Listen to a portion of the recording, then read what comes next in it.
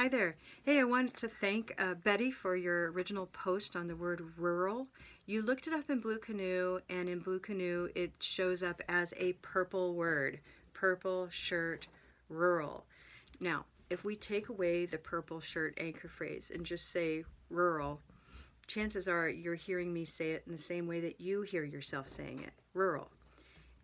It's only when I attach the anchor phrase that now all of these teachers in the room are starting to think, ooh, which one is it? So let's step back a moment and just remember, if I say rural, you say rural, we're all going to agree that that's the word in its most organic oral form, rural. When we start going into the details, that's when you notice the difference. So let me speak first to Blue Canoe. Blue Canoe is a learner tool, and there isn't always a teacher close by. So our philosophy is to provide the learner with a good way to say that word.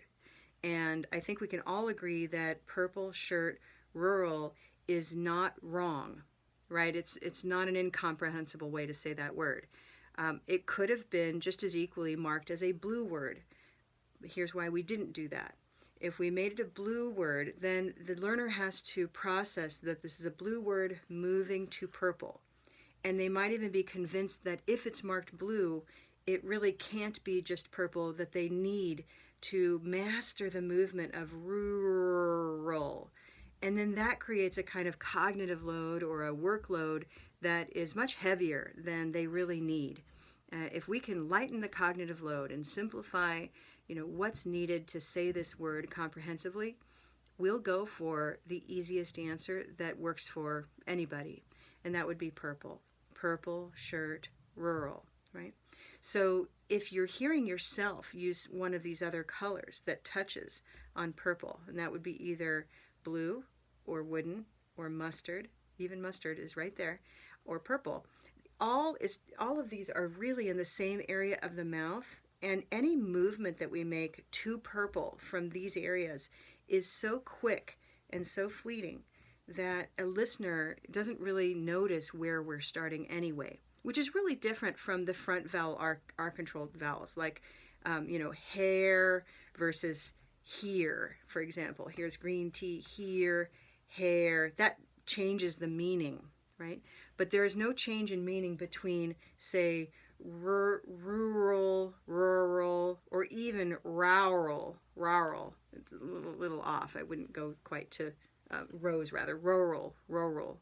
I used a brown sound there to start with, but I meant rose. So rural, no, rural.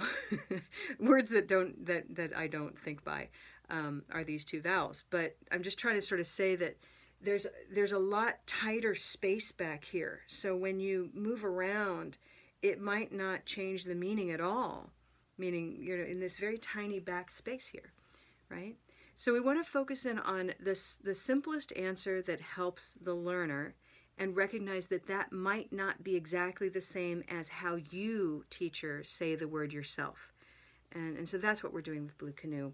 And that's why it's a perfectly acceptable guide for the students to say rural. And yet you'll know in your mind, like, oh, I don't quite use purple, but it's close enough. And then for others of it, it's a perfect fit. So that works too. I hope this helps clarify the dialogue between what phonological awareness teachers are developing about how I speak, how you speak, how they speak, and what we're doing with Blue Canoe to provide a good way to say a word. Okay, go ahead and check out my other videos. I have videos on our YouTube channel, as well as in our FAST program, by the way, our new asynchronous FAST program. We've got a series of videos that we also use in our Level 1 Complete program, where I describe quite a bit more about your own way of speaking versus a good way to speak that we provide with Blue Canoe. Hope this is helpful. Have a great day. Bye-bye.